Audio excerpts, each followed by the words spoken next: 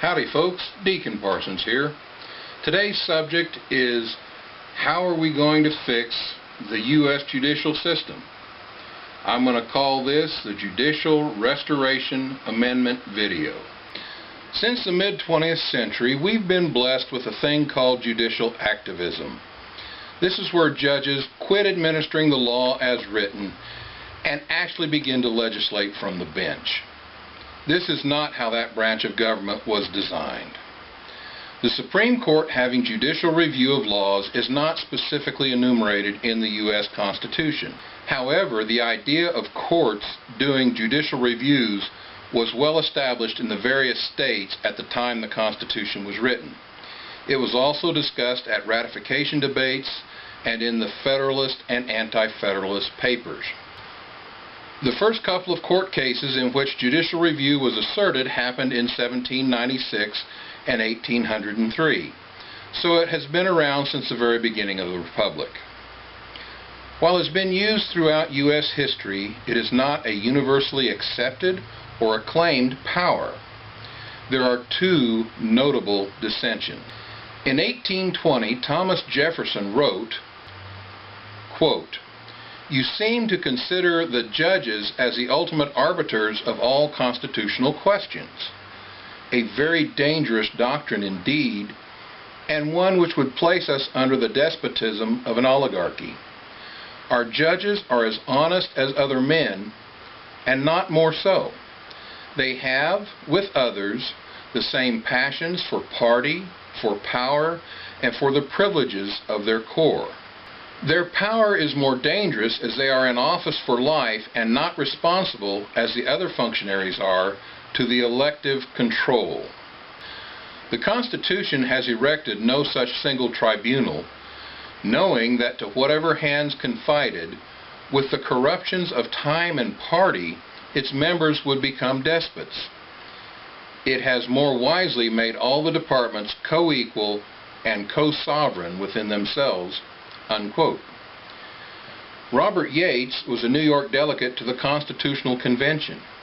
He wrote in an anti-federalist paper that the courts could and would succumb to the temptation to use judicial review to impose their own views about the spirit of the Constitution. Quote, "In their decisions, they will not confine themselves to any fixed or established rules, but will determine, according to what appears to them, the reason and spirit of the Constitution. The opinions of the Supreme Court, whatever they may be, will have the force of law because there's no power provided in the Constitution that can correct their errors or control their adjudications. From this court, there is no appeal." Unquote. These and others were not listened to in their time. It took about 100 years, but Jefferson and Yates have been proven correct. Houston, we have a problem.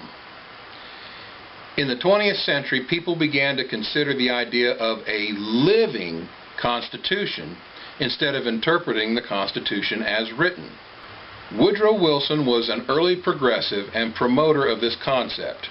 Here's a quote from his 1908 book.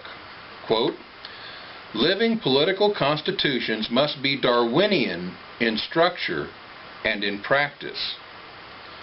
While campaigning for the presidency in 1912, he expounded upon that idea.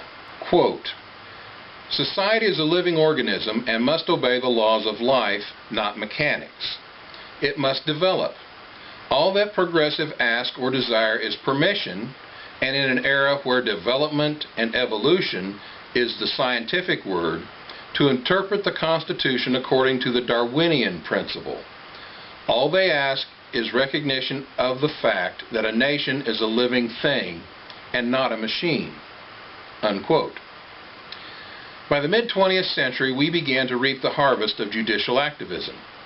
Instead of demanding an amendment to change the Constitution, courts began to legislate from the bench. Suddenly, constitutional rights that never occurred to the Founding Fathers were miraculously discovered. Miranda, in 1966, Furman versus Georgia in 1972, and of course Roe v. Wade in 1973 being some prime examples. And as Robert Yates correctly pointed out, there is no mechanism to change these rulings. There's no check and no balance on the abused powers of the Supreme Court. Now, what I propose here is an amendment to fix this issue and address the removal of poor judges from the bench. Let's call it the Judicial Restoration Amendment.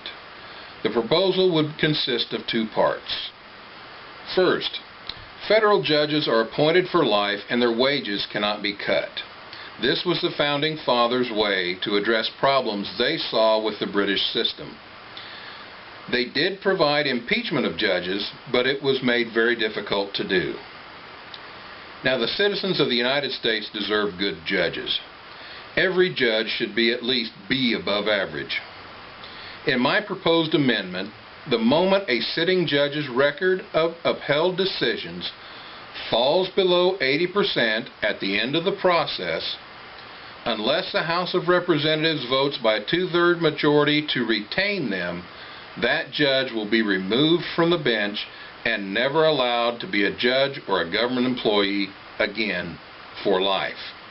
Secondly, to address the issue of unreviewable Supreme Court decisions, the House of Representatives shall be able to review any court decision and reverse it by the same 2/3 majority that the House needs to overturn a presidential veto.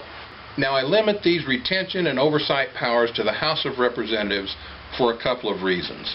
Number one, since the Supreme Court is appointed by the President and confirmed by the Senate has already had its input into the court. For them to have additional oversight of the court would constitute a conflict of interest. Secondly, since, as Jefferson pointed out, the Supreme Court is a branch of government that is farthest away from the voters, it's only fair, just, and balanced that the House of Representatives, the branch closest to the voters, should have the final overview of the court's work. These two parts of a new amendment would add a check and balance to our judicial system, which has been lacking and is long overdue. With this amendment in place, we can purge our legal system of activist judges and decisions and restore constitutional rule in our republic. Let me know what you think about these in the comments below. I've been told that I need to ask you to like, share, and subscribe, so if you are so inclined, please like, share, and subscribe. This is Deacon Parsons saying, love your maker, love your mate, and do what's right because it's right, and devil take the hindmost.